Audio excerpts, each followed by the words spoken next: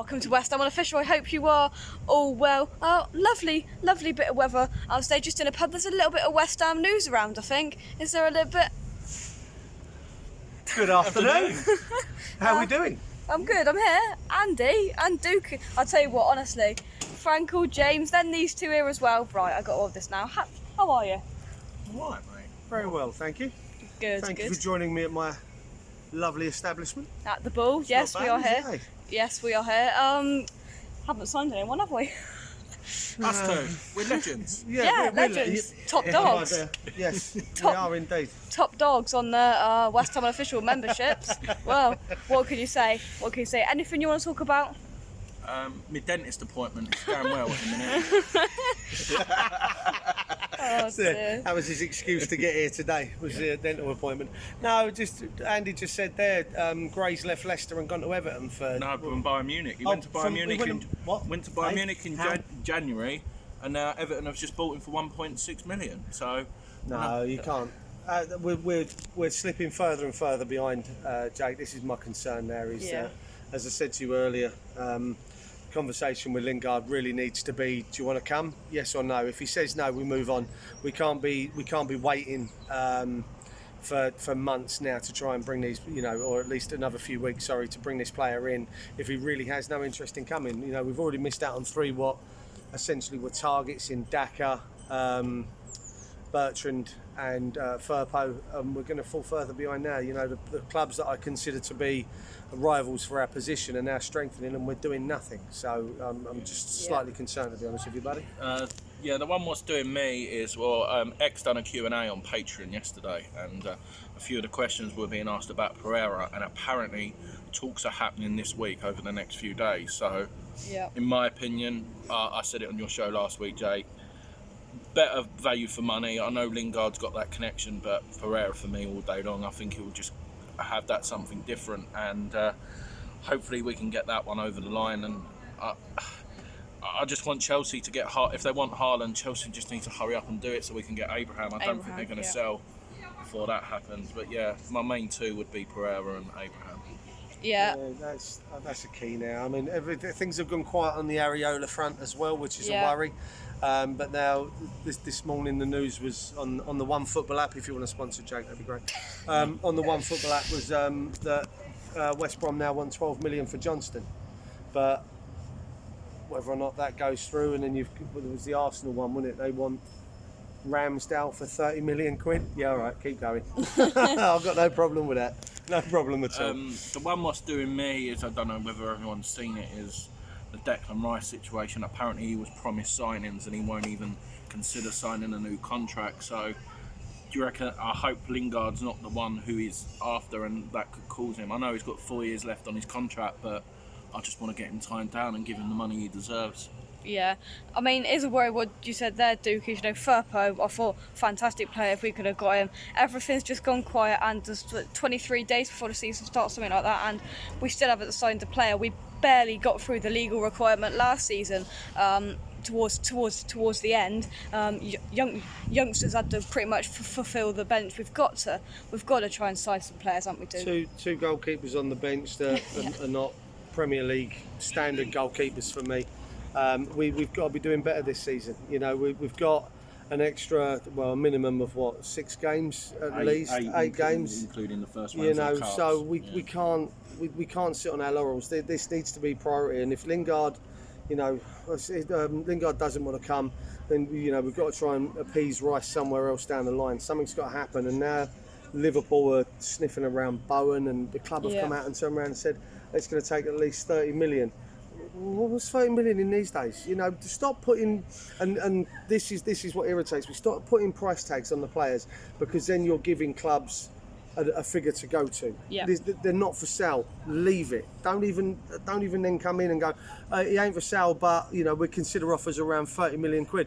You got teams like Liverpool going, thanks very much, you've just given us an out now. Just turn around and say, no, he's not interested. We're not interested in selling him. He doesn't want to go. We've got to stop this mentality of he's not for sale, but will give us this and we might consider it. We've got to stop doing that. We've got to stop being the selling club and the stupidness of it all around that. So Yeah. I mean, do you believe the Bowen to Liverpool, Andy? No, not for me. I can see why Klopp's a fan. He's sort of, I'm not saying it's Salah's quality, but he reminds me of Salah, the left footer who can run in, cut in, and he knows how to finish. He's probably one of the best finishers at the club, in my opinion. So he wouldn't go there to replace Salah, would he? He'd go there to replace Shaqiri, and they'd let Shaqiri go. So that's the only, Bowen, if he goes there, he's not going to get as many starts or as many minutes under his belt as he would if he stayed with us. So he's a young player that obviously wants to play football. If it was an end of a career kind of thing, then yeah, fine, off you go and go make up the numbers. But for me, if I was Bowen, I wouldn't bother. I'd stay with West Ham, where you've got a better chance of playing more football personally. The one I will say though is Connor Coventry last night. I think he's proved that he looked very well, and I know midfield is a position where we need to strengthen as well. But I wouldn't feel more comfortable, uncomfortable, I should say, with him not playing in the middle either. So no, that's another positive to take on it. But no, like I said, mate, I am getting worried now with other people doing business like Everton. They've bought Townsend and Gray combined for 1.8 million, and I would have had both of them. Yeah. Right. Yeah. Listen, at the end of the day, we got a kickstart now. We've got to kickstart our transfer dealings now. As I said to you, Jake, earlier, ask the question. Go to Lingard. Do you want to join? Yes or no? If he says no, move on. If you go to Pereira at West Brom, do you want to join? Yes or no? If he says yes, then have the conversation with the club. That's the way around it now. You've got to stop. You've got to stop banging around and worrying about whether Lingard wants to join. If Man U don't want to go to Lingard. Do you want to join us? Yes. Go to Man U.